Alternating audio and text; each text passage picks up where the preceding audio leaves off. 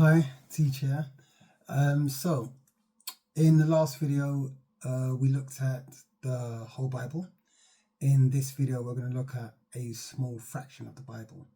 We're looking at a tiny part of the Bible, which of course is the Torah. Now, the Torah consists of 5 books and is the beginning of the Word of God. And the Torah, to many, is the most important part of the Bible.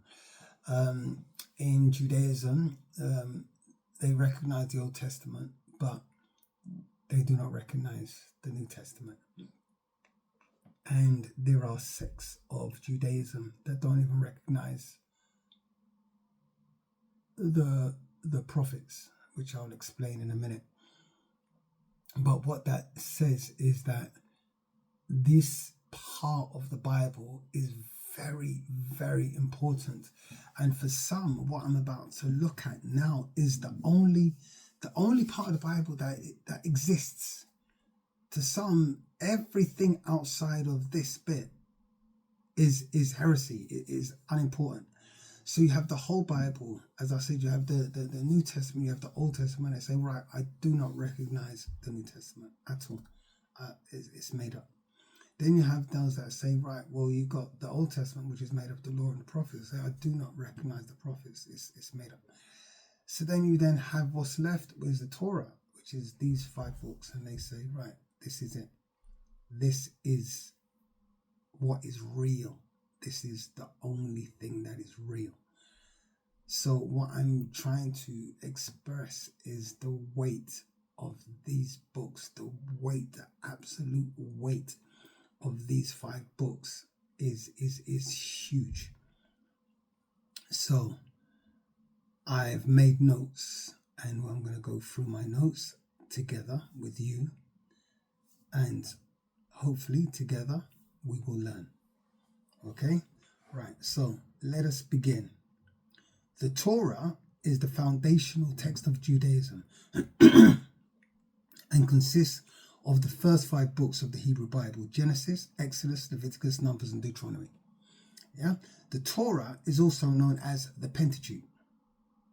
The Torah is also known as the Pentateuch and is also known as the 5 books of Moses. The Torah is also known as the law, whereas the rest of the Old Testament is known as the prophets. The Torah is both a spiritual guide and a historical account. It offers laws and chronicles that shape faith and identity.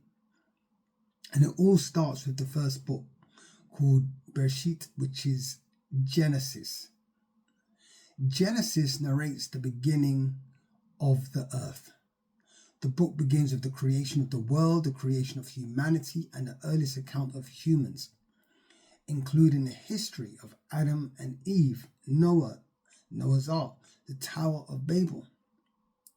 It then introduces the beginnings of Israel, the patriarchs and matriarchs of Israel: Abraham, Sarah, Isaac, Rebekah, Jacob, Rachel, and Leah, detailing God's covenant with Abraham and the origins of the Israelite people and God's divine promise to them as a people and as a nation.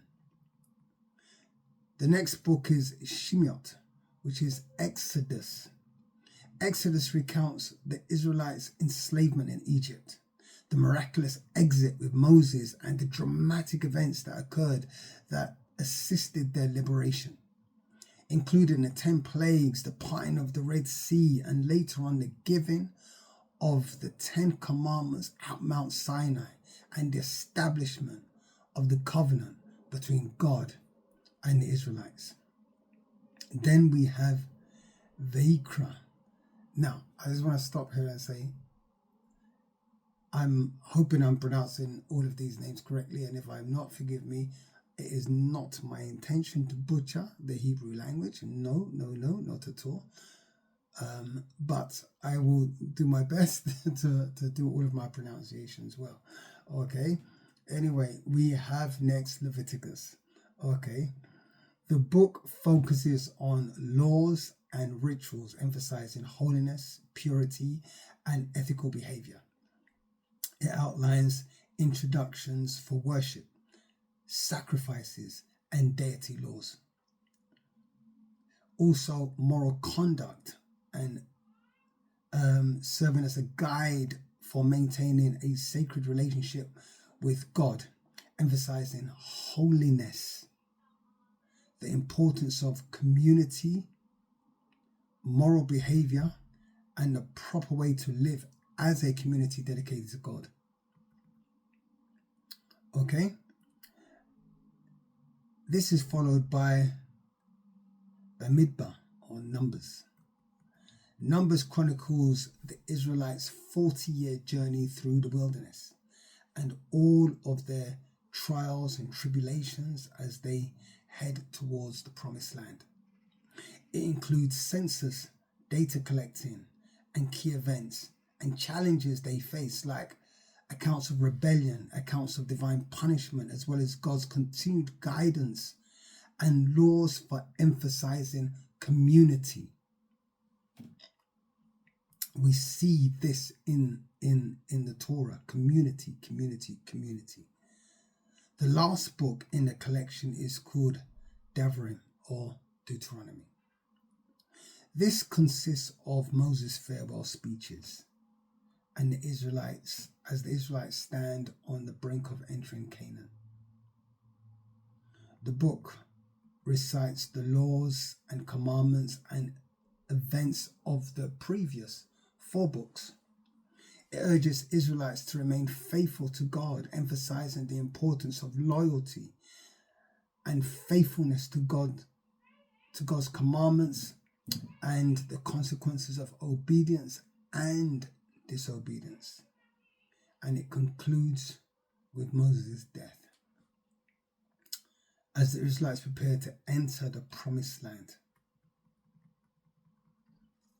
Together, these 5 books lay the foundation for Jewish identity, law, and theology. Throughout the Torah, the relationship between God and people is central, with the focus on covenant, law, morality, and identity. The Torah emphasizes faith, covenant, justice, and relationship between God and humanity.